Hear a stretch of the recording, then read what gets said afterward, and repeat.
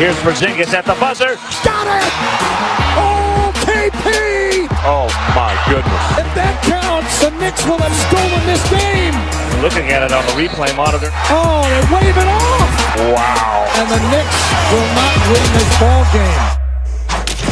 Ooh, Kristaps Porzingis' game-winning buzzer beater versus the Hornets was waved off, but he finished with his fourth double-double in 9 career games. And according to Elias, he became the youngest Knicks player ever with 15 rebounds in a game. Stephen A., are you encouraged or discouraged by this loss? No, I'm very encouraged by this guy. And, you know, Phil Jackson is looking better and better as the season progresses.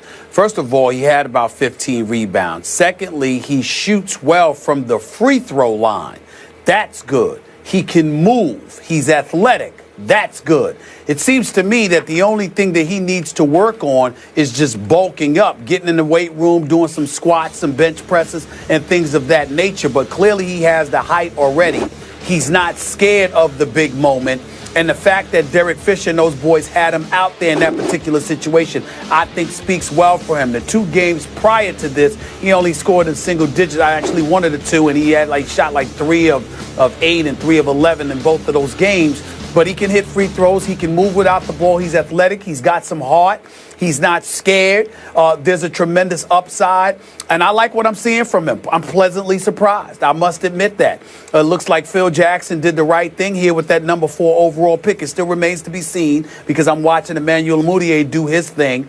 And I understand that, you know, we got to look at Porzingis and give him some plus marks because Carmelo hasn't been playing that great. He shot 12 of 25 last night, finished with 25 points, but he's shooting 34% from the field on the season and 20% from three-point range. He can do better. And once he starts doing better, assuming he continues to get healthier and do his thing, that should open things up for Porzingis even more. But I must say that I'm very, very impressed with what I have seen thus far.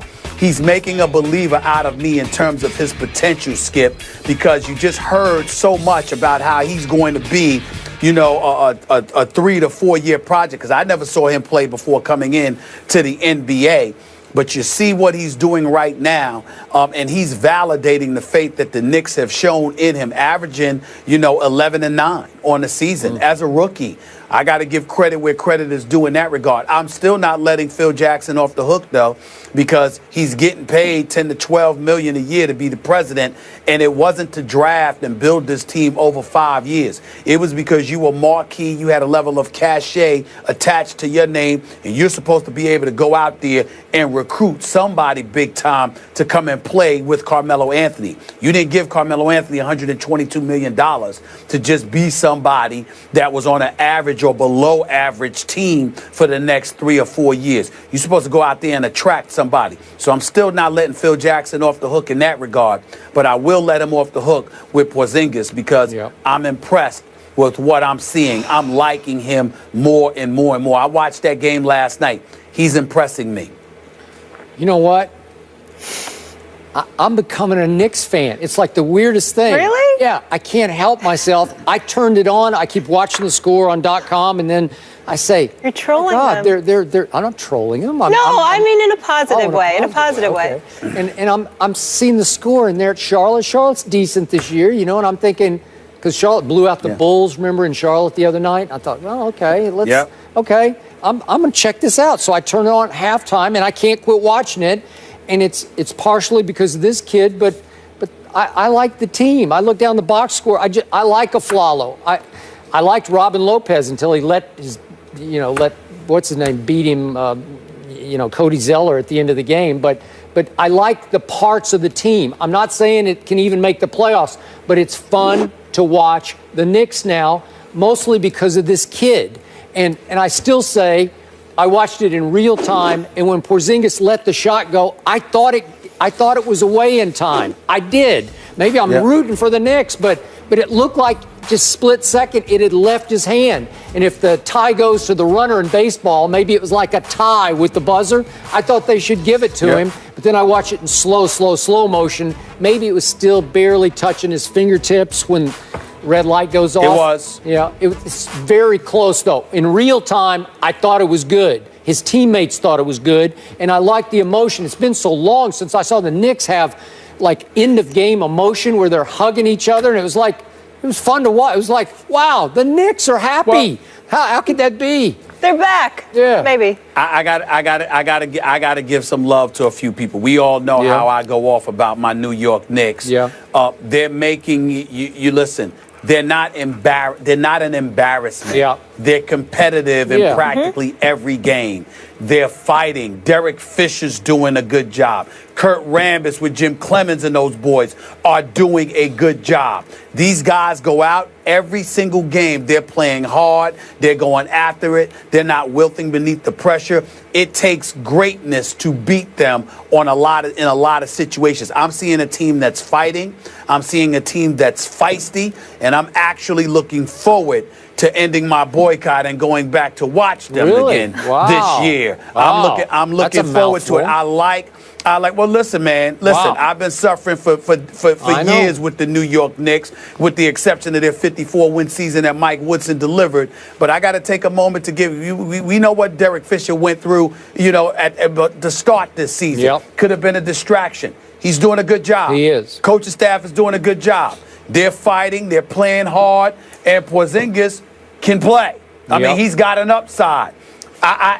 There's reasons to go to the Garden now to watch this team play. Yep. And that's all I can ask for. I hope it continues. I hope I don't look like a damn fool where I'm hoodwinked into supporting them again and then they let me down with lackluster effort. I mean, I'm weary of that, Skip. You know how emotional I get with my Knicks.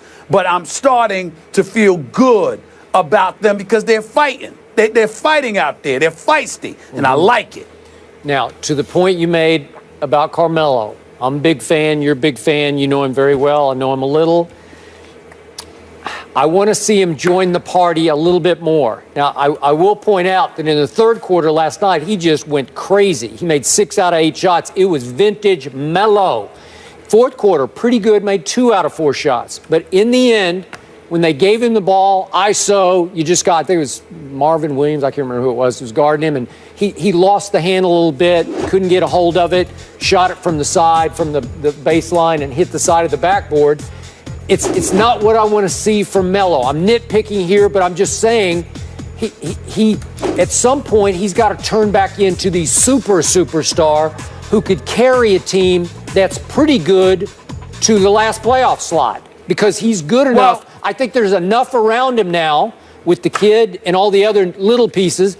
I think Carmelo can be good enough to carry this team into playoff contention. That's what I want to see. I think you're right. I think that when you see the parts around him, if they continue to grow and play as feisty as they have been playing, this is a team that should win enough games to contend for a playoff spot if Carmelo does his job. So as long as Porzingis and the others continue to grow and play hard and be feisty, then we're going to look at Carmelo and say to him, what you got for us? You're right about that. Okay. And here's my last question to you. I watch the Knicks telecast every night when I turn it on, and then I often watch the Knicks post-game with Serbiak and company, and I just want to get this straight because this kid has brought us to the point where he is now good enough. I want to make sure we're saying his name correctly. I say Porzingis because that's what they say on the broadcast. Yeah. Is that what it is, or is it Zingis? Or, Zingis? Yeah, which way is it? You know what? I've heard both, but last night I was watching and I heard it on the broadcast. This is Porzingis. Yeah, that's what they're saying. So let's go with Porzingis. So I'm going to go with Porzingis. Let's go with Porzingis. You are. Is that all right? Porzingis. Yeah, I'm going to go with it. I heard on the Van Pelt show late they were saying both. Zinger. You know, Porzingis works for me. Yeah. Well, it's time to whatever we're going to call him. We're going to be calling him that a lot because he is proving he belongs in the National Basketball Knickerbockers, we're encouraged. We just had a positive Knicks topic. Yep. This is amazing. All right. Yeah. Miracles do happen. They host the Cavs at the Garden. That's on Friday, so that'll be a good one, a tough test, of course. Moving on, though, another tough one in New York. Rex Ryan is back, but this time he is the enemy. No Rex excuses tonight for the Bills. Wow. I like that was good. Can they